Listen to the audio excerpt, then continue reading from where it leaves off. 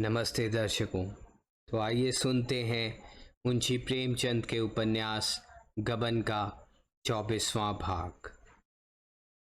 सारे दिन रमा उद्वेग के जंगलों में भटकता रहा। कभी निराशा की अंधकारमय घाटियां सामने आ जाती, कभी आशा की लहराती हुई हरियाली।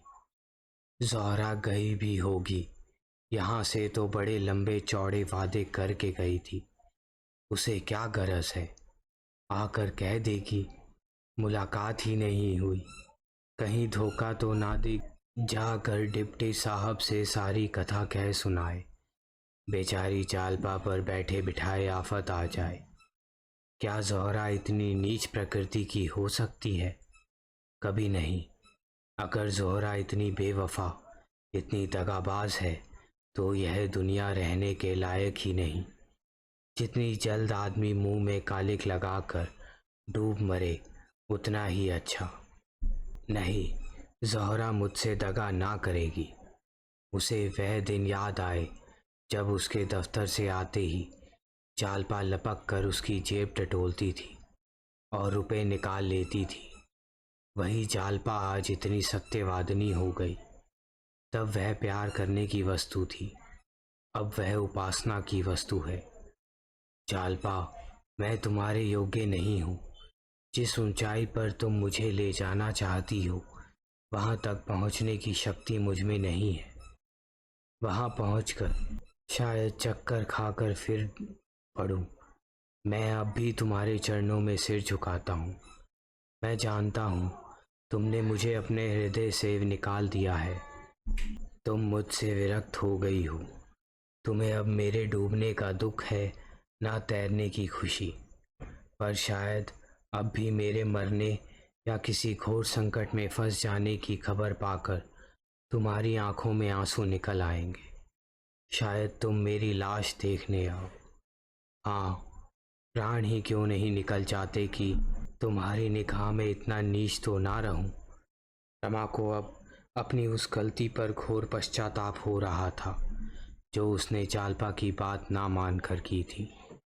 अगर उसने उसके आदेशानुसार जज के इजलास में अपना बयान बदल दिया होता, धमकियों में ना आया होता, हिम्मत मजबूत रखता, तो उसकी यह दशा क्यों होती? उसे विश्वास था चालपा के साथ वह सारी कठिनाइयां झेल जाता।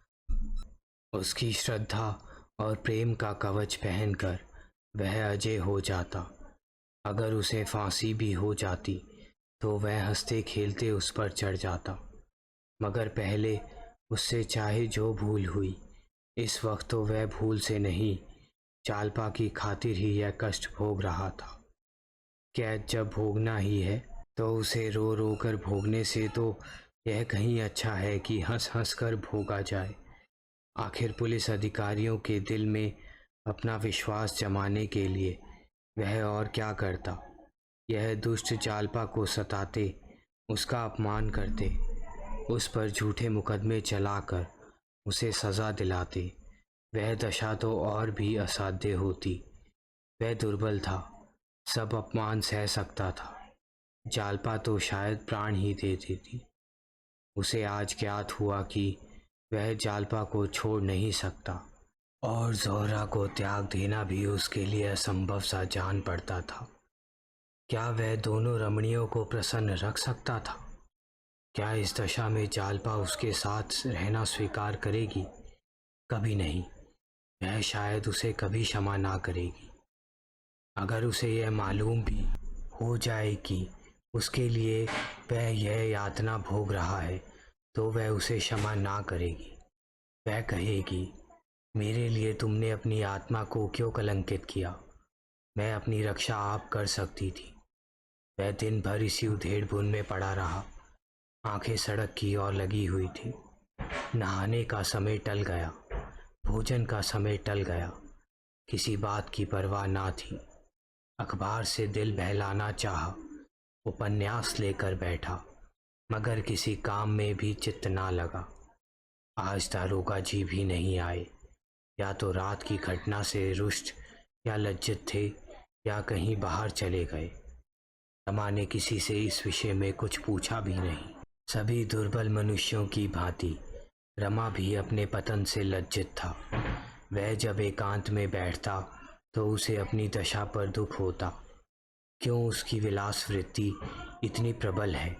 वह इतना विवेक शून्य ना था कि अधोगति में भी प्रसन्न रहता।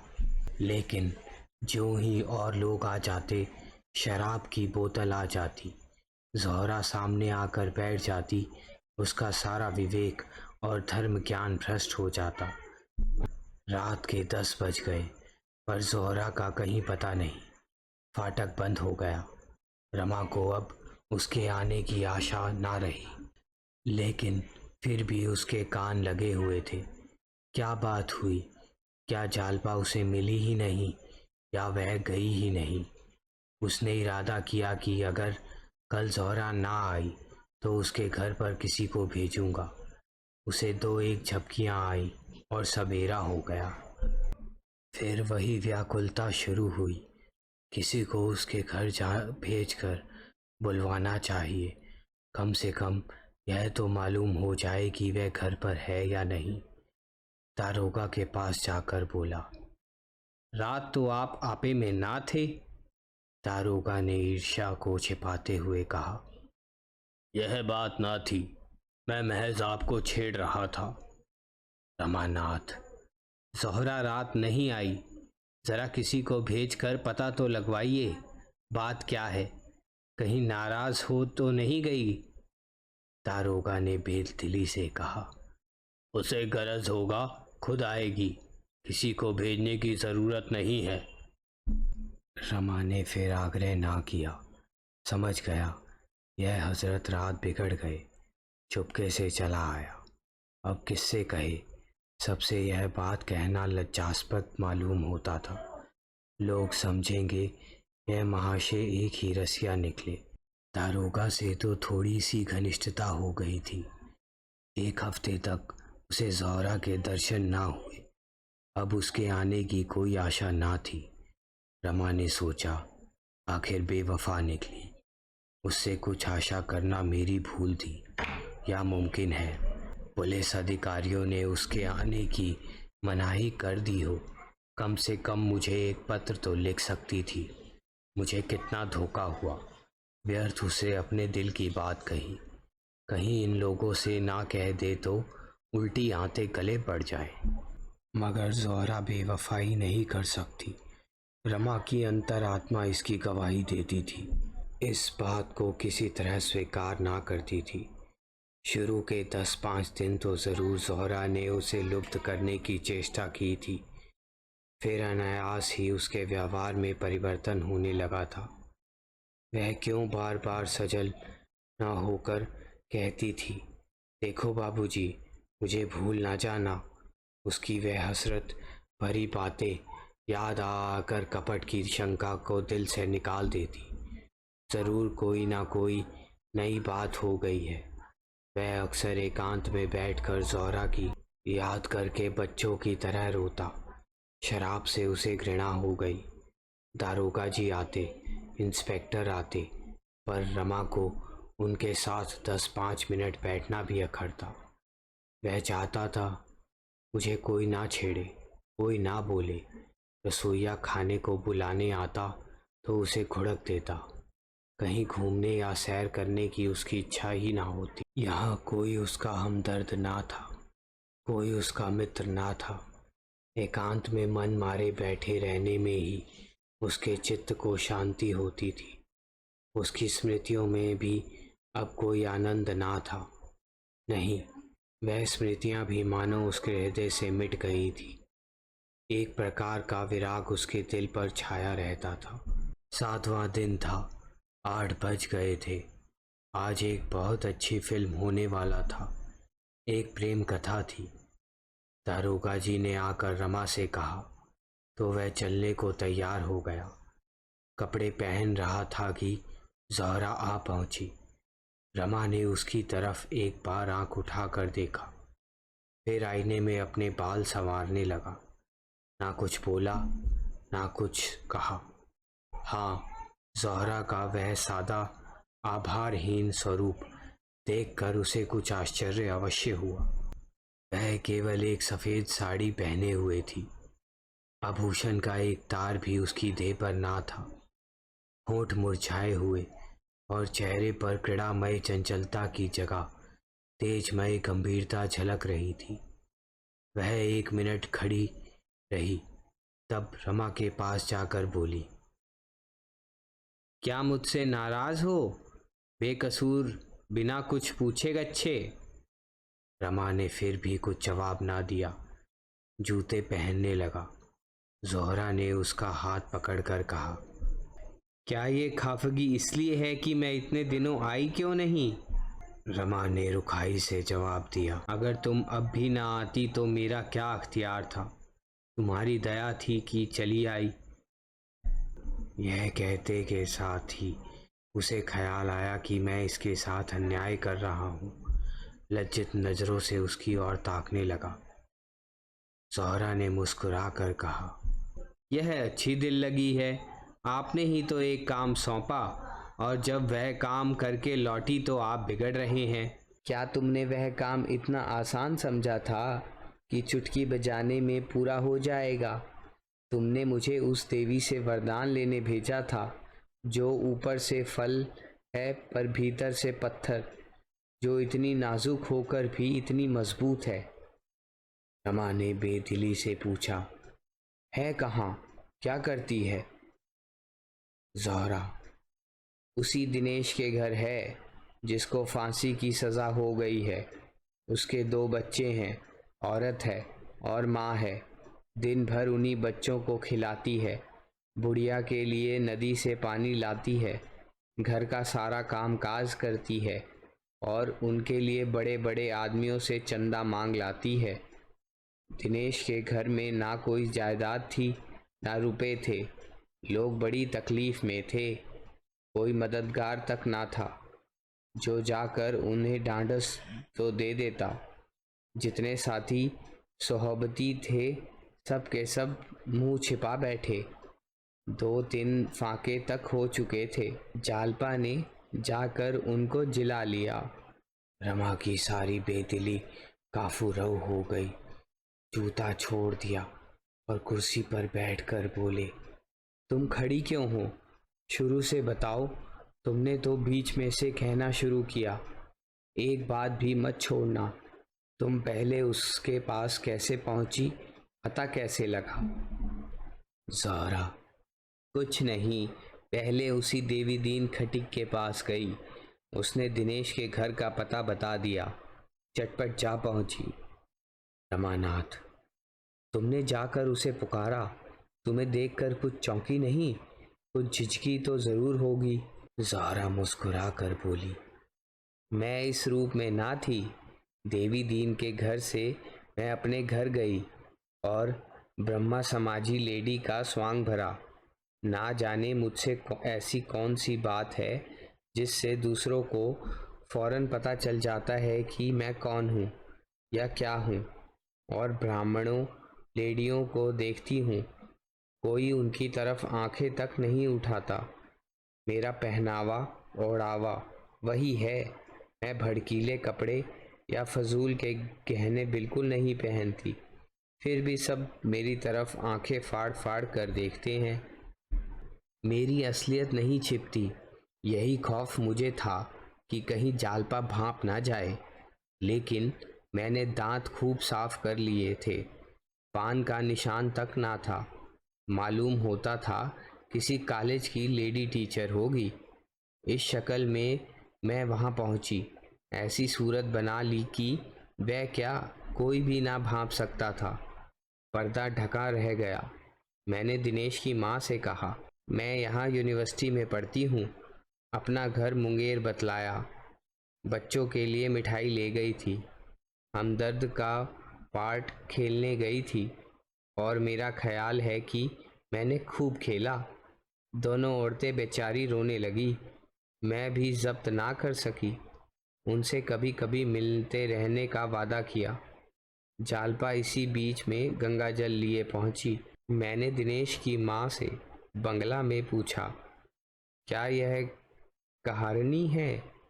उसने कहा, नहीं, यह भी तुम्हारी ही तरह हम लोगों के दुख में शरीक होने आई गई है।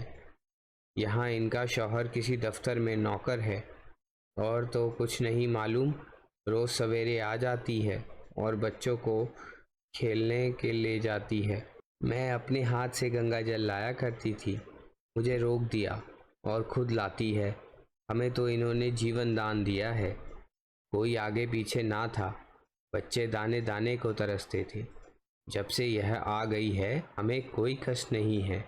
ना जाने किस शुभ कर्म का यह वरदान हमें मिला है। उस घर के सामने एक छोटा सा पार्क है, मोहल्ले भर के बच्चे वहीं खेला करते हैं।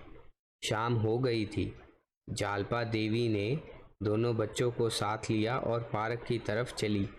मैं जो मिठाई ले गई थी उसमें से बूढ़ी ने एक एक मिठाई दोनों बच्चों को दी थी। दोनों कूद कूद कर नाचने लगे। बच्चों की इस खुशी पर मुझे रोना आ गया।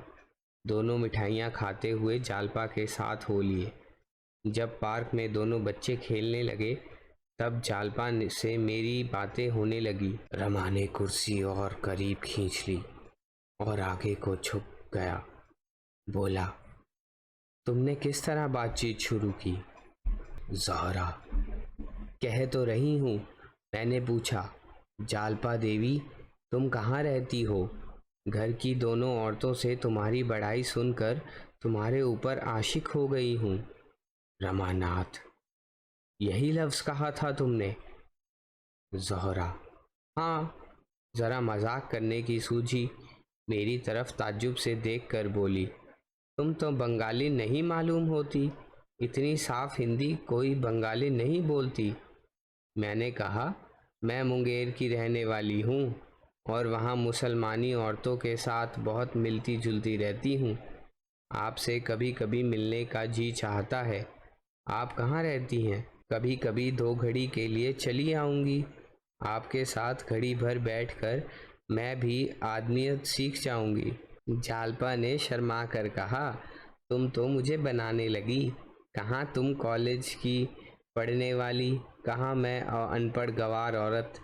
तुमसे मिलकर मैं अलबत्ता आदमी बन जाऊंगी। जब जी चाहे यहीं चले आना, यही मेरा घर समझो। मैंने कहा, तुम्हारे स्वामी जी ने तुम्हें इतनी आज़ादी दे रखी है? बड़े अच्छे ख्यालों के आदमी होंगे। इस दफ्तर में नौकर हैं। जालपा ने अपने नाखूनों को देखते हुए कहा, पुलिस में उम्देवार हैं। मैंने ताज्जुब से पूछा, पुलिस के आदमी होकर वह तुम्हें यहाँ आने की आज़ादी देते हैं? जालपा इस प्रश्न के लिए तैयार ना मालूम होती थी। कुछ चौंक कर बोली, वह मुझसे कुछ नहीं कहते। मैंने उनसे यहाँ आने की बात नहीं कही। वह घर बहुत कम आते हैं, वहीं पुलिस वालों के साथ रहते हैं। उन्होंने एक साथ 3 जवाब दिए। फिर भी उन्हें शक हो रहा था कि इनमें से कोई जवाब इत्मीनान के लायक नहीं है। वह कुछ खिसियानी सी होकर दूसरी तरफ ताकने लगी। मैंने पूछा, तुम अपने स्वामी से कहकर किसी तरह मेरी मुलाकात उस मुखबिर से करा सकती हो जिसने इन कैदियों के खिलाफ गवाही दी है? रमानाथ की आंखें फैल गई और छाती धक धक करने लगी। ज़हरा बोली। यह सुनकर जालपा ने मुझे चुभती हुई आंखों से देखकर पूछा, तुम उनसे मिलकर क्या करोगी? मैंने कहा, तुम मुलाकात करा सकती हो या नहीं? मैं उनसे यही पूछना चाहती हूँ कि तुमने इतने आदमियों को फंसा कर क्या पाया। देखूंगी वह क्या जवाब देते हैं। जालपा का चेहरा सख्त पड़ गया। बोली, वह यह कह सकता है मैंने अपने फ़ायदे के लिए किया। सभी आदमी अपना फ़ायदा सोचते हैं। मैंने भी सोचा, जब पुलिस के सैकड़ों आदमियों से कोई यह प्रश्न नहीं करता तो उससे यह प्रश्न क्यों किया जाए? इससे कोई फ़ायदा नहीं।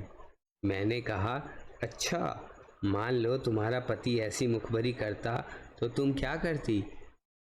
जालपा ने मेरी तरफ सहमी हुई आंखों से देखकर कहा, तुम मुझसे यह सवाल क्यों करती हो?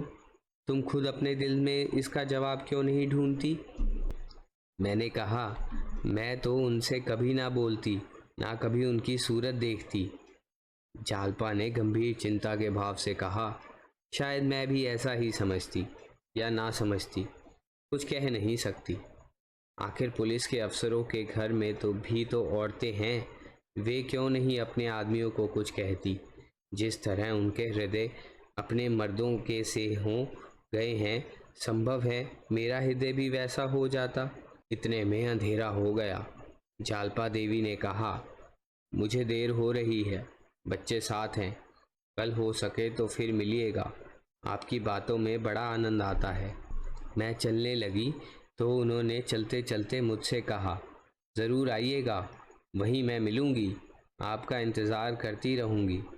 लेकिन 10 ही कदम के बाद फिर रुककर बोली, मैंने आपका नाम तो पूछा ही नहीं, अभी तुमसे बातें करने से भी जीभ नहीं भरा।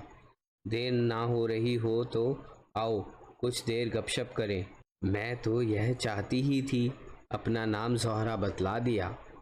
रमा ने पूछा, सच? ज़ोहरा? हाँ, अर्ज़ क्या था? पहले तो जालपा भी ज़रा चौंकी, पर कोई बात ना थी, समझ गई, बंगाली मुसलमान होगी।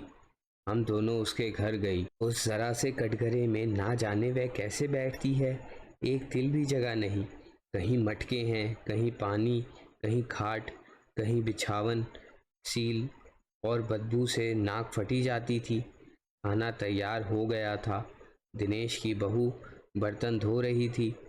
जालपा ने उसे उठा दिया, जाकर बच्चों को खिलाकर सुला दो, मैं बर्तन धोए देती हूँ, और खुद बर्तन मांजने लगी। उनकी यह खिदमत देखकर मेरे दिल पर इतना असर हुआ कि मैं भी वहीं बैठ गई और मांजे हुए बर्तनों को धोने लगी। जालपा ने मुझे वहाँ से हट जाने के लिए कहा, पर मैं ना हटी, बराबर बर्तन धोती रही। जालपा ने तब पानी का मटका अलग हटा कर कहा, मैं पानी ना दूंगी, तुम उठ जाओ, मुझे बड़ी शर्म आती है, तुम्हें मेरी कसम, हट जाओ, यहाँ आना तो तुम्हारी सज़ा हो गई। तुमने ऐसा काम अपनी ज़िंदगी में क्यों किया होगा? मैंने कहा, तुमने भी तो कभी नहीं किया होगा, जब तुम करती हो तो मेरे लिए क्या हर्ज है? जालपा ने कहा, मेरी और बात है।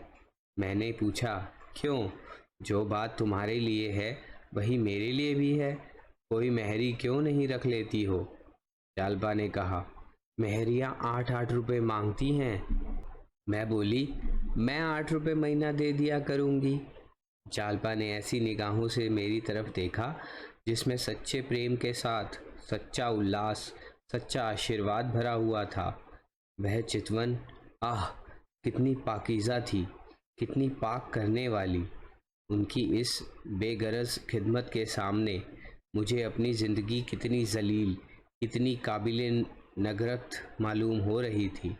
उन बर्तनों के धोने में मुझे जो आनंद मिला उसे मैं बयान नहीं कर सकती। बर्तन धोकर उठी तो बुढ़िया के पांव दबाने बैठ गई। मैं चुपचाप खड़ी थी। मुझसे बोली, तुम्हें देर नहीं हो रही तो जाओ, कल फिर आना।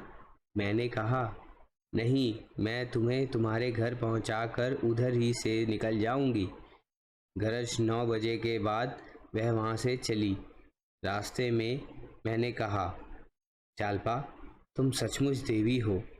जालपा ने छूटते ही कहा, ज़ोहरा, ऐसा मत कहो, मैं खिदमत नहीं कर रही हूँ, अपने पापों का प्रायश्चित कर रही हूँ। मैं बहुत दुखी हूँ, मुझसे बड़ी अभागिनी संसार में ना होगी। मैंने अनजान बनकर कहा, इसका मतलब है मैं नहीं समझी। जालपा ने सामने ताकते हुए कहा, कभी समझ जाओगी, मेरा प्रायश्चित इस जन्म में ना पूरा होगा, इसके लिए मुझे कई जन्म लेने पड़ेंगे। मैंने कहा, तुम तो मुझे चक्कर में डाले देती हो बहन, मेरी समझ में कुछ नहीं आ रहा है। जब तक तुम इसे समझा ना दोगी मैं तुम्हारा गला ना छोड़ूंगी। जालपा ने एक लंबी सांस लेकर कहा, ज़ोहरा, किसी बात को खुद छिपाए रहना इससे ज़्यादा आसान है कि दूसरों पर वह बोझ रखूं। मैंने आर्तकंठ से कहा, हाँ, पहली मुलाकात में अगर आपको मुझ पर इतना एतबार ना हो तो मैं आपको इल्ज़ाम ना दूंगी, मगर कभी ना कभी आपको मुझ पर एतबार करना पड़ेगा। मैं आपको छोड़ूंगी नहीं। कुछ दूर तक हम दोनों चुपचाप चलती रही। एकाएक जालपा ने कांपती हुई आवाज़ में कहा, ज़हरा, अगर इस वक्त तुम्हें मालूम हो जाए कि मैं कौन हूँ तो शायद तुम नफ़रत से मुंह उधर लोगी और मेरे साय से भी दूर भागोगी। इन लर्जिशों में नामालूम क्या जादू था कि मेरे सारे रोए खड़े हो गए। यह एक रंज और शर्म से भरे हुए दिल की आवाज़ थी और इसने मेरी स्याह जिंदगी की सूरत में सामने खड़ी कर दी। मेरी आंखों में आंसू भर आए। ऐसा जी में आया कि अपना सारा स्वांग खोल दूं। ना जाने उनके सामने मेरा दिल क्यों ऐसा हो गया था। मैंने बड़े बड़े काइये और छटे हुए शहदों और पुलिस अफसरों को चपरगट्टू बनाया है, पर उनके सामने मैं जैसे भिक्की बिल्ली बनी हुई थी। फिर मैंने जाने कैसे अपने को संभाल लिया। मैं बोली, तो मेरा गला भी भरा हुआ था। यह तुम्हारा ख्याल फलता है देवी। शायद मैं तुम्हारे पैरों पर फिर पड़ूंगी। अपनी या अपनों की बुराइयों पर शर्मिंदा होना सच्चे दिलों का काम है, जालपा ने कहा। लेकिन तुम मेरा हाल जानकर करोगी क्या? बस इतना ही समझ लो कि एक गरीब अभागिन औरत हूँ जिसे अपने ही जैसे अभागे और गरीब आदमियों के साथ मिलने जुलने में आनंद आता है। इसी तरह वह बार बार बात टालती रही, लेकिन मैंने पीछा ना छोड़ा। आखिर उसके मुंह से बात निकाल ही ली। रमा ने कहा, यह नहीं, सब कुछ कहना पड़ेगा। ज़हरा, अब आधी रात तक की कथा कहाँ तक सुनाऊं? घंटों लग जाएंगे। जब मैं बहुत पीछे पड़ी तो उन्होंने आखिर में कहा, मैं उस मुखबिर की बदनसीब औरत हूँ जिसने इन कैदियों पर यह आगत ढाई है। यह कहते कहते वह रो पड़ी। फिर ज़रा आवाज़ को संभाल कर बोली, हम लोग इलाहाबाद के रहने वाले हैं। एक ऐसी बात हुई कि इन्हें वहाँ से भागना पड़ा। किसी से कुछ ना सुना, भाग गए। महीनों में पता चला कि वह यहाँ है। माँ ने कहा, इसका भी किस्सा है, तुमसे बताऊंगा कभी। जालपा के सिवा और किसी को यह ना सूझती। ज़हरा बोली, यह सब मैंने दूसरे दिन जान लिया। अब मैं तुम्हारी रग रग से वाकिफ हो गई हूँ। जालपा मेरी सहेली है। शायद ही अपनी कोई बात उन्होंने मुझसे छिपाई हो। कहने लगी, ज़हरा, मैं बड़ी मुसीबत में फंसी हूँ। एक तरफ तो एक आदमी की जान और कई खानदानों की तबाही है, दूसरी तरफ अपनी तबाही है। मैं चाहूँ तो आज इन सबों की जान बचा सकती हूँ। मैं अदालत को ऐसा सबूत दे सकती हूँ कि फिर मुखबिर की शहादत की कोई हैसियत ही ना रह जाएगी, पर मुखबिर को सज़ा से नहीं बचा सकती। बहन, इस दुविधा में मैं पड़ी नरक का कष्ट झेल रही हूँ। ना यही होता कि इन लोगों को मरने दूं, और ना यही हो सकता है कि रमा को आग में झोंक दूं। यह कहकर वह रो पड़ी और बोली, बहन, मैं खुद मर जाऊंगी, पर उनका अनिष्ट मुझसे ना होगा। न्याय पर उन्हें भेंट नहीं कर सकती। अभी देखती हूँ क्या फैसला होता है। नहीं कह सकती उस वक्त मैं क्या कर बैठूं। शायद वहीं हाई कोर्ट में सारा किस्सा कह सुनाऊं। शायद उसी दिन जहर खाकर सो रहूं। इतने में देवी दीन का घर आ गया। हम दोनों विदा हुई। जालपा ने मुझसे बहुत इसरार किया कि कल इसी वक्त फिर आना। दिन भर तो उन्हें बातें करने की फुर्सत नहीं रहती। बस वही शाम को मौका मिलता है। वह इतने रुपए जमा कर देना चाहती है कि कम से कम दिनेश के घर वालों को कोई तकलीफ ना हो। 200 रुपये से ज़्यादा जमा कर चुकी है। मैंने भी 5 रुपये दिए। मैंने 2-1 बार जिक्र किया कि आप इन झगड़ों में ना पड़िए, अपने घर चली जाइए, लेकिन मैं साफ साफ कहती हूँ, मैंने कभी ज़ोर देकर यह बात ना कही। जब जब मैंने इसका इशारा किया, उन्होंने ऐसा मुंह बनाया गोया वह यह बात सुनना ही नहीं चाहती। मेरे मुंह से पूरी बात कभी ना निकलने पाई। एक बात है, कहूँ तो कहूँ। रमा ने मानो ऊपरी मन से कहा, क्या बात है? ज़हरा, डिप्टी साहब से कह दूं वह जालपा को इलाहाबाद पहुंचा दें, उन्हें कोई तकलीफ ना होगी। बस दो औरतें उन्हें स्टेशन तक बातों में लगा ले जाएंगी। वहां गाड़ी तैयार मिलेगी, वह उसमें बैठा दी जाएगी, या कोई और तदबीर सोचो। रमा ने ज़ोहरा की आंखों में आंख मिलाकर कहा, क्या यह मुनासिब होगा? ज़ोहरा ने शर्मा कर कहा, मुनासिब तो ना होगा। रमा ने चटपट जूते पहन लिए और ज़ोहरा से पूछा, देवी दीन के ही घर पर रहती है ना? ज़ोहरा उठ खड़ी हुई और उसके सामने आकर बोली, तो क्या इस वक्त जाओगे? रमानाथ, हाँ ज़ोहरा, इसी वक्त चला जाऊंगा। बस उनसे दो बातें करके उस तरफ चला जाऊंगा जहां मुझे अब से बहुत पहले चला जाना चाहिए था। ज़ोहरा, मगर कुछ सोच तो लो, नतीजा क्या होगा? रमानाथ, सब सोच चुका। ज़्यादा से ज़्यादा 3-4 साल की कैद दरोगा बयानी के जुर्म में। बस अब रुखसत भूल मत जाना ज़ोहरा, शायद फिर कभी मुलाकात हो। रमा बरामदे से उतरकर सहन में आया और एक क्षण में फाटक के बाहर था। दरबान ने कहा, हजूर ने दारोगा बाजी को इत्तला कर दी है। रमानाथ, इसकी कोई ज़रूरत नहीं। चौकीदार, मैं ज़रा उनसे पूछ लूँ, मेरी रोज़ी क्यों ले रहे हैं वो हजूर? रमा ने कोई जवाब ना दिया, तेजी से सड़क पर चल खड़ा हुआ। ज़ोहरा निस्पंद खड़ी उसे हसरत भरी आंखों से देख रही थी। रमा के प्रति ऐसा प्यार, ऐसा विकल करने वाला प्यार उसे कभी ना हुआ था। जैसे कोई वीर बाला अपने प्रियतम को समर भूमि की ओर जाते देखकर गर्व से फूलफली ना समाती हो। चौकीदार ने लपक कर दारोगा से कहा, वह बेचारे खाना खाकर लेटे ही थे, घबरा कर निकले। रमा के पीछे दौड़े और पुकारा, बाबू साहब, जरा सुनिए तो, 1 मिनट रुक जाइए। इससे क्या फायदा? कुछ मालूम तो हो, आप कहाँ जा रहे हैं? आखिर बेचारे एक बार ठोकर खाकर गिर पड़े। रमा ने लौटकर उन्हें उठाया और पूछा, कहीं चोट तो नहीं आई? दारोगा, कोई बात ना थी, जरा ठोकर खा गया था। आखिर आप इस वक्त कहाँ जा रहे हैं? सोचिए तो, इसका नतीजा क्या होगा? रमानाथ, मैं 1 घंटे में लौट आऊँगा। जालपा को शायद मुखालिफों ने बहकाया है कि हाई कोर्ट में एक अर्जी दे दे, ज़रा उसे जाकर समझाऊं। दारोगा, यह आपको कैसे मालूम हुआ? रमानाथ, ज़ोहरा कहीं सुन आई है। दारोगा, बड़ी बेवफा औरत है, ऐसी औरत का तो सिर काट लेना चाहिए। रमानाथ, इसलिए तो जा रहा हूँ, या तो इसी वक्त उसे स्टेशन पर भेज कर आऊँगा, या इस बुरी तरह पेश आऊँगा कि वह भी याद करेगी। ज़्यादा बातचीत का मौका नहीं है, रात भर के लिए मुझे इस कैद से आज़ाद कर दीजिए।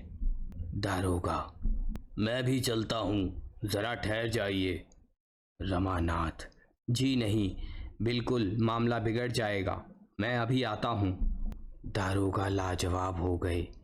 1 मिनट तक खड़े सोचते रहे, फिर लौट पड़े और ज़ोहरा से बातें करते हुए पुलिस स्टेशन की तरफ चले गए। उधर रमा ने आगे बढ़कर एक तांगा किया और देवी दीन के घर जा पहुंचा। जालपा दिनेश के घर से लौटी थी और बैठी जग्गो और देवी दीन से बातें कर रही थी। वह इन दिनों एक वक्त खाना खाया करती थी। इतने में रमा ने नीचे से आवाज़ दी। देवी दीन उसकी आवाज़ पहचान गया, बोला, भैया हैं शायद। जालपा, कह दो यहाँ क्या करने आए हैं, वहीं जाएं। देवी दीन, नहीं बेटी, ज़रा पूछ तो लूँ क्या कहता है, इस वक्त कैसे उन्हें छुट्टी मिली। जालपा, मुझे समझाने आए होंगे और क्या, मगर मुंह धो रखे हैं। देवी दीन ने द्वार खोल दिया। रमा ने अंदर आकर कहा, दादा, तुम मुझे यहाँ देखकर इस वक्त ताज्जुब कर रहे होगे। 1 घंटे की छुट्टी लेकर आया हूँ। तुम लोगों से अपने बहुत से अपराधों का क्षमा कराना था। जालपा ऊपर है? देवी दीन बोला। हाँ है तो, अभी आई है। बैठो, कुछ खाने को लाऊं? रमानाथ, नहीं, मैं खाना खा चुका हूँ। बस जालपा से 2 बातें करना चाहता था। देवी दीन, वह मानेगी नहीं। नाहक शर्मिंदा होना पड़ेगा। मानने वाली औरत नहीं है। रमानाथ, मुझसे 2 बातें करेंगी या मेरी सूरत ही नहीं देखना चाहती? जाकर पूछ लो। देवी दीन, इसमें पूछना क्या है? दोनों बैठी तो हैं। जाओ, तुम्हारा घर जैसे तब था वैसा अब भी है। रमानाथ, नहीं दादा, उनसे पूछ लो, मैं यूं ना जाऊंगा। देवी दीन ने ऊपर जाकर कहा, तुमसे कुछ कहना चाहते हैं बहू? जालपा मुंह लटका कर बोली, तो कहते क्यों नहीं? मैंने कुछ जुबान बंद कर दी है? जालपा ने यह बात इतने जोर से कही थी कि नीचे रमा ने भी सुन ली। कितनी निर्ममता थी। उसकी सारी मिलन लालसा मानो उड़ गई। नीचे ही से खड़े खड़े बोला, वह अगर मुझसे नहीं बोलना चाहती तो कोई ज़बरदस्ती नहीं। मैंने जज साहब से सारा कच्चा चिट्ठा कह सुनाने का निश्चय कर लिया है। इसी इरादे से इस वक्त चला हूँ। मेरी वजह से इनको इतने कष्ट हुए, इसका मुझे खेद है। मेरी अकल पर पर्दा पड़ा हुआ था। स्वार्थ ने मुझे अंधा कर रखा था। प्राणों के मोह ने, कष्टों के भय ने बुद्धि हर ली थी। कोई ग्रह सिर पर सवार था। इनके अनुष्ठानों ने उस ग्रह को शांत कर दिया। शायद 2-4 साल के लिए सरकार की मेहमानी खानी पड़े, इसका भय नहीं। जीता रहा तो फिर भेंट होगी। नहीं, मेरी बुराइयों को माफ़ करना और मुझे भूल जाना। तुम भी देवी, दादा और दादी, मेरे अपराध क्षमा करना। तुम लोगों ने मेरे ऊपर जो दया की है वह मरते दम तक ना भूलूंगा। अगर जीता लौटा तो शायद तुम लोगों की कुछ सेवा कर सकूं। मेरी तो ज़िंदगी सत्यानाश हो गई। ना दीन का हुआ ना दुनिया का। यह भी कह देना कि उनके गहने मैंने ही चुराए थे। सराफ को देने के लिए रुपए ना थे। गहने लौटाना ज़रूरी था, इसलिए वह कुकर्म करना पड़ा। उसी का फल आज तक भोग रहा हूँ और शायद जब तक प्राण ना निकल जाएंगे भोगता रहूँगा।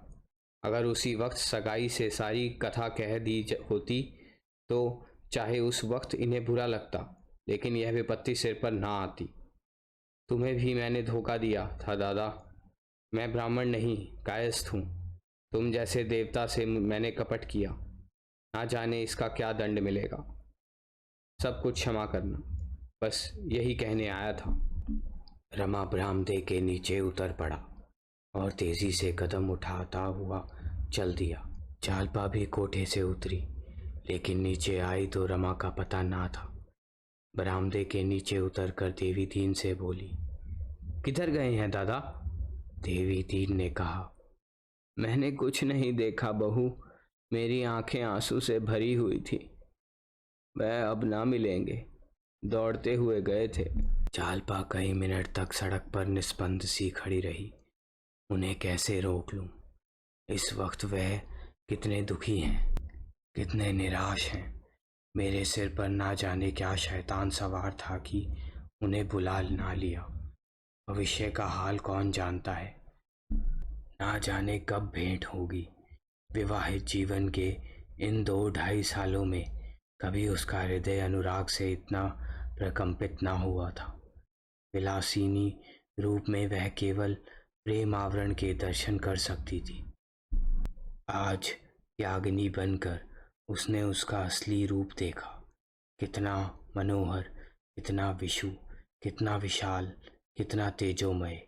विलासिनी ने प्रेमोद्यान की दीवारों को देखा था। वह उसी में खुश थी। याग्नि बनकर वह उस उद्यान के भीतर पहुंच गई थी। कितना रसमय दृश्य था, कितनी सुगंध, कितना वैचित्र्य, कितना विकास। इसकी सुगंध में इसकी रम्यता का देवत्व भरा हुआ था। प्रेम अपने उच्चतर स्थान पर पहुंचकर देवत्व से मिल जाता है। चालपा को अब कोई शंका नहीं है, इस प्रेम को पाकर वह जन्म जन्मांतरों तक सौभाग्यवती बनी रहेगी। इस प्रेम ने उसे वियोग, परिस्थितियों और मृत्यु के भय से मुक्त कर दिया, उसे अभय प्रदान कर दिया। इस प्रेम के सामने अब सारा संसार और उसका अखंड वैभव तुच्छ है। इतने में ज़ोहरा आ गई। चालपा को पटरी पर खड़े देखकर बोली, वहां कैसी खड़ी हो बहन? आज तो मैं ना आ सकी। चलो, आज मुझे तुमसे बहुत सी बातें करनी हैं। दोनों ऊपर चली गई। इससे आगे की कहानी जानने के लिए सुनिए गबन का अगला भाग। धन्यवाद। शुभ रात्रि।